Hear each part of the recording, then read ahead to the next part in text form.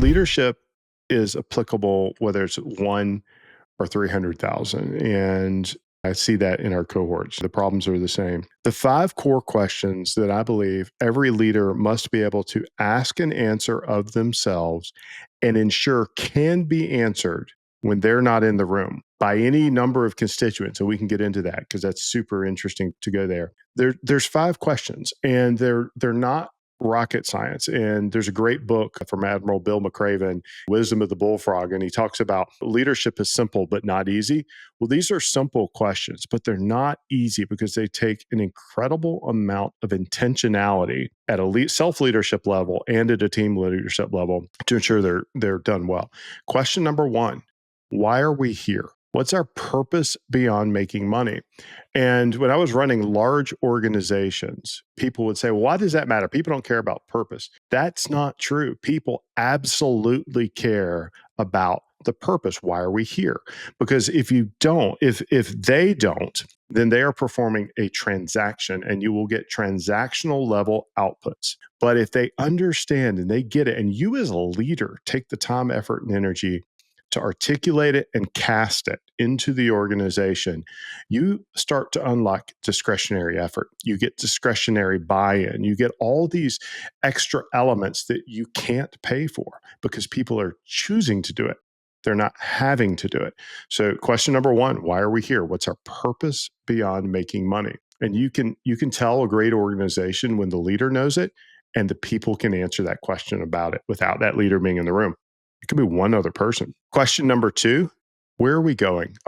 It's so obvious, right? Like, what's our vision? People want to know. The amount of complaints I've heard from employees when I would do skip level meetings or town halls, and like, we don't know where we're going. Why does this matter? That is such a simple question, but it's so fundamental. There's a Harvard study of, I don't know, maybe 5 or 6 years ago, where they talked about 95% of the people in the organization don't know or understand the strategy of the company. Well, it makes sense in the big corporate world, but then the inverse math is much more interesting.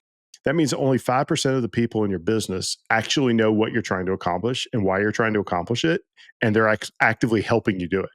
Like, I can win if I can move that number to 50% or 60%. So where are we going? What's our vision? Question number 3, how are we going to get there? And now we're starting to go from over the horizon, pie in the sky, kind of the compass stuff to, so what are we going to do? And it is amazing to see companies like when I would do town hall meetings, I used to meet with every employee in the company. I would do 18 to 24 town hall meetings every quarter.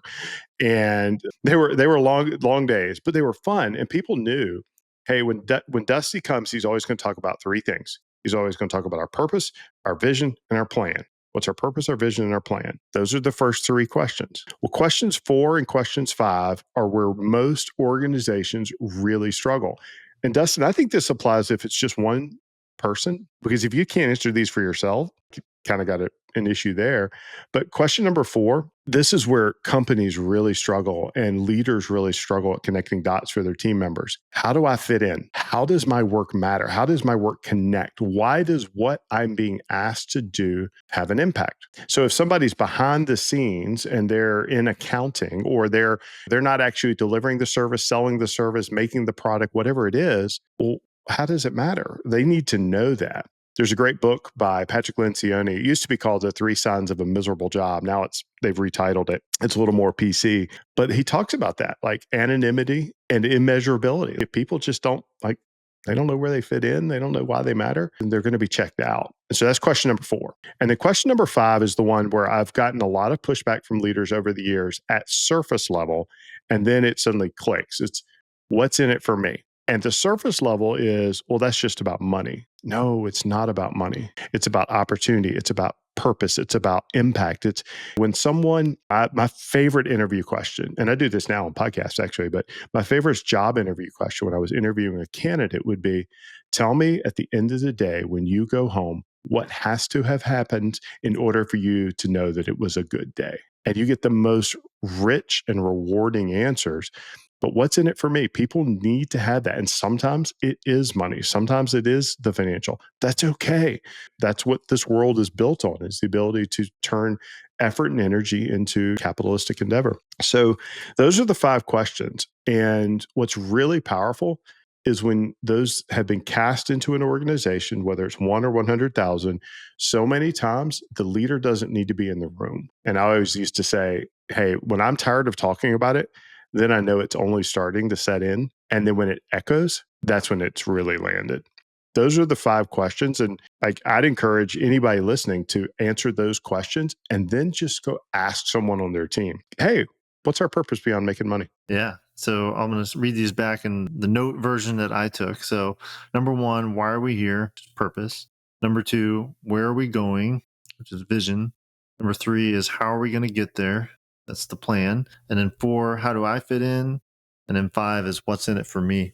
And I think what's really interesting, especially with really all those, but especially the first three, would be posing those to your clients. So if you have a higher touch sort of engagement, coaching, consulting, I think especially if you have a community, it'd be really interesting for me to sort of like pull the 7 Figure Elite community as an example, which is all alumni of our core program, and ask them, why are we here? Why are we in this community? Like, where are we going as a community?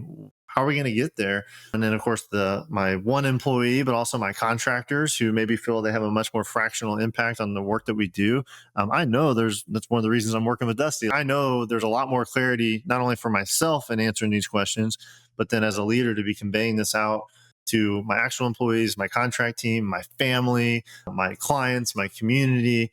I think there's a lot of applications. Maybe it's not quite as deep as it should be for someone who's on your leadership team, but these are super exposing questions when you're not in the room to kind of like guide the answers. Am I barking up the right tree as far as the different applications of this? Yeah, you're 100% nailing it. And think about it this way. If you're not in the room, is the person who's being asked to do something in the context of your business going to make a decision with the same mindset and quality that you would make? And you optimize the answer to be yes, or you increase the likelihood, the fidelity of that answer by empowering them to be able to answer these questions. In fact, that's the mark of a great leader is they don't need to be in the room and they're not the best person to answer those questions, right? If you've given the people the answers to these questions and they can make better decisions, whether that's a vendor, whether it's a customer, whether it's a fractional employee, you want them making good decisions. You want them making the best possible outcomes. And I've had cases where I think the vendor is a really good one where my values and what we were trying to do as a business was incongruent with the vendors, and we mutually chose to fire each other. It was not a good fit. Well, here's what we're trying to build. Here's what you want. We're not on the same page. That's okay. It's nothing wrong with that. That's not a value statement. It's just a statement about our values. And it's really, really powerful to simplify and decode and decide in advance what's most important. So the loaded question we could do a whole interview on, but in a very summarized version, how do we do that? So I would assume step one is to actually have clarity for ourselves as the owner or the leader that there are answers to these 5 questions and that we know what they are. But if we have a small team, for example, how do we convey this? Like how should they know what our purpose, vision, and plan are? Yeah, first step, you're spot on. Answer it for yourself. Second step, ask the question, build the relationship. Hey, I'm working on this. I'd love to know from where you sit, what do you think our purpose for existing as a company is? People will tell you, invite others into the conversation. We have to be really careful because sometimes questions can be seen as weapons and we're not doing it that way, right? We're just asking the question because what we might actually learn something. And and then we have teaching sessions. Hey, I'm going to have a coffee session. This is what we're working on. I want to share with you our plan. I want to share with you our vision. I've started talking about my BHAG a little bit more because A, it scares me to death, and B, like I can't do it by myself, so I might as well tell others and they may be able to figure it out. But share the information. I think sometimes people want to hold on to things as if by holding on to it, they're going to make it better, but it's not that at all.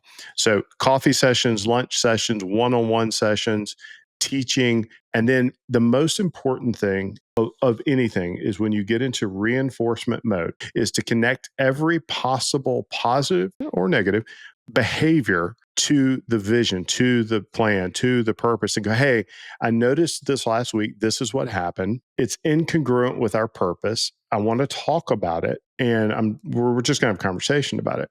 But you can't let things slip. And then if it's great and if it's aligned, man, you celebrate that from the rooftops. We recognize and reward behavior because those are the personification of what we believe. It has nothing to do with the words. It has everything to do with the behaviors.